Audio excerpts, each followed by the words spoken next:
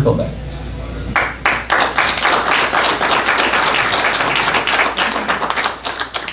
What he said. No. Doesn't he sound like he should be running for office or serving in office somewhere? No pressure, Bob, but you speak a heck of a lot better than I do. I want to thank everybody for coming here today, and thank all the candidates for running. A lot of folks are already serving right now, and I know where you guys, what butterflies are going through right now, and all the fun that you're thinking about leading up to the election. Believe me, I've been there. And I really thank you for the willingness to go off and serve. I really appreciate it. This is one of those election cycles unlike any other election cycle, I think it's fair to say. How many of you guys are tired of riding the roller coaster on this one? Yeah, I'm definitely tired of it myself. Up and down the ballot, we got a challenge, especially in this area here, right in the Northville, in the Plymouth Northville area. And it starts with the top of the ticket, and there's some challenges right now. I don't know if you guys know the voter demographics that happen here in Northville, but this is a pretty high turnout for John Kasich in the primary. There's a lot of folks who voted for John Kasich that are not too thrilled about our current candidate that's in there right now, which is translating down ballot. And so this is something that we have to work on and get people revved up.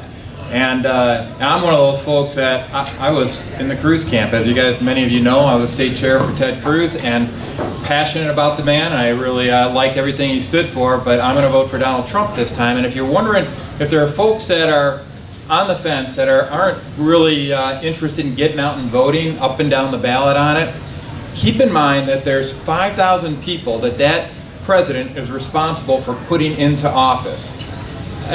The first one that Trump selected is pretty dang good, if you ask me, and that's Governor Mike Pence. And so that bodes well. We've also got Supreme Court candidates that are going to be factoring into this. We've got federal judges at every level as well that factor into that appointment.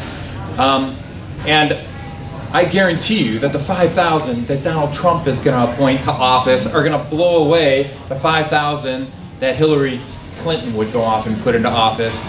And now, having said that, I feel a little bit guilty because pretty much the only way any of the 5,000 she's going to put into any position would get a job is if she appointed them. So I'm feeling a little bit of guilt on that. But the key thing is we need to make sure that we get everybody out. And like it or not, especially during the presidential election cycle, it starts at the top of the ticket and getting people out there and shaking the trees and getting out and voting and getting them excited about voting, okay? So if nothing else, I think Bob put it best on one of his Facebook posts, remember the Supreme Court, remember the Supreme Court, remember the Supreme Court. It is very important. And we've got a few judges in the audience here. So when we actually get into rule of law and we actually abide by the Constitution, frankly, from my perspective, it wouldn't be as important because we still got a lot of civics education to go off and do. Supreme Court's assuming much larger role than it was ever intended by our founding fathers. But having said that, they're assuming that role right now because we're letting them assume that role, and it is very important that we go off and get some conservative Supreme Court justices appointed. And we got a much better chance on that side, especially with the 21 that Donald Trump's already identified, than what we'd ever see with Hillary Clinton. So please get people out to vote. I know John Kasich hasn't come out and supported Trump right now, so that means that all the people that may have supported him in our district are still kind of maybe sitting back on their heels. We need to get them motivated and getting out and voting and making sure that they not only vote for president, but they also vote up and down the ticket for all of our other good candidates that are out there. So please, I'm saying this as somebody who had a long refractory period after the primary here, but we know what we need to go off and do, and I just encourage everybody to get out there and help our candidates up and down the ticket. And I don't say that easily, I don't say that lightly. Anybody who's followed me means that I don't go off and just hit the button because that's what everybody tells me to go off and do. This is something that's really important, and I appreciate you all giving good consideration to getting people out to vote. Not just getting yourself out to vote, but getting everybody else out to vote this election. I do not want to face a November 9th and say that we didn't do everything we could to go off and get people across the finish line that are going to serve us well. So now that being said, I don't know how much else we want to go into some of the stuff that's happening here in Michigan. Just so you know, we're Senate's back in session for the next 3 days here, so it's been kind of light for the most part, but there's a lot of things up on the table. Policy-wise, everything from electric choice, which affects a lot of people here, including the Northville School District, because this is a case where if they ratchet down the choice, well, we take advantage of electric choice in Northville schools to actually get a better deal on our electricity rates, and it means quite a bit of money. You can probably give me several $100,000 a year. Yep. So, man, we gotta turn off those lights a little bit more, you know. Hi. Wait a second here. No, just so we've got some serious business that's coming up here. There's a lot of stuff around taxation and TIFs. Okay, anybody know what a TIF is besides if you're not sitting at this table? Anybody hear of a TIF? Yeah. Index? Inflation index? No. No? That's right. Yeah, this is one of those cool little acronyms you only learn when you're in Lansing or in local municipality here. It's called tax incremental financing. All right, and there's actually a lot of TIFs over TIFs, believe it or not, and it gets into how do you go off and kick off a development project if you don't have the money for kicking that off at the beginning. So you go off and say, hey, well, as I start collecting taxes on it, then I can start paying for some of the remediation efforts, that kind of stuff. So it's actually a financial tool for a lot of for the locals. That's important. That kind of stuff is coming up here as well. But that's not that exciting, right? But one thing I will point out that is pretty exciting that I'm working on that does affect the locals, it affects our schools, it affects the state government, and frankly, it affects every employer that's out here is dealing with healthcare. So if we want to talk about big issues that hit everybody across the board, I would submit healthcare is probably one of the most important things you can zero in on. How many people are seeing their premiums decrease this October? How many of you are seeing your deductible limit decrease? How many are seeing your coverage expanded? Almost got you on that, Dennis. All right. No, it's going the wrong direction, right?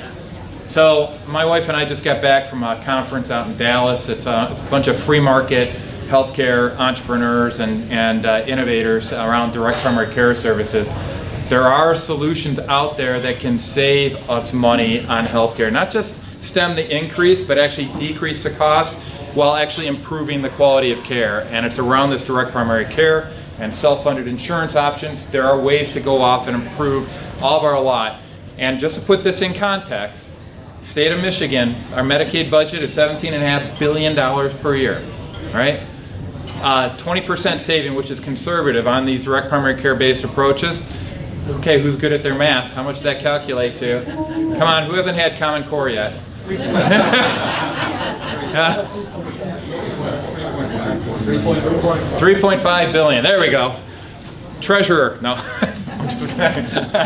I know. The $3.5 billion, that's a good chunk of change in the state budget, right? 40% of it's state funding.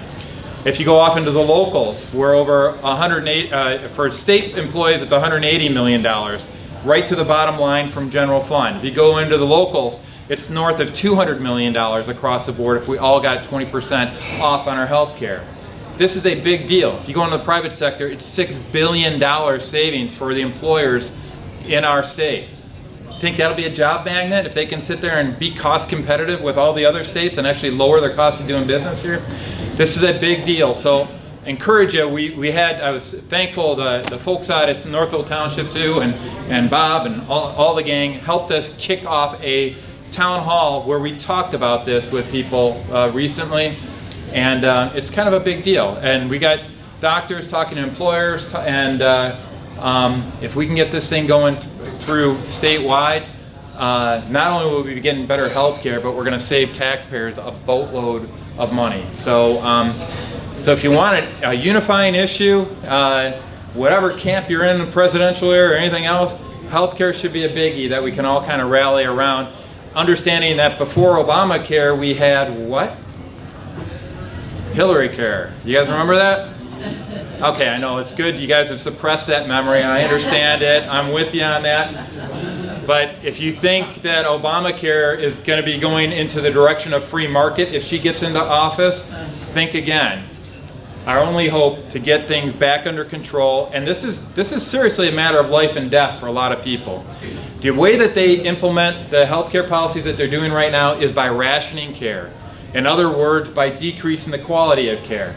I've got people that I respect quite a bit that are conservative, that are getting up there beyond 65 and 70, that are resigned to the fact that, well, you know, my warranty's up now, so I'm just going to go off and take a pill and move on.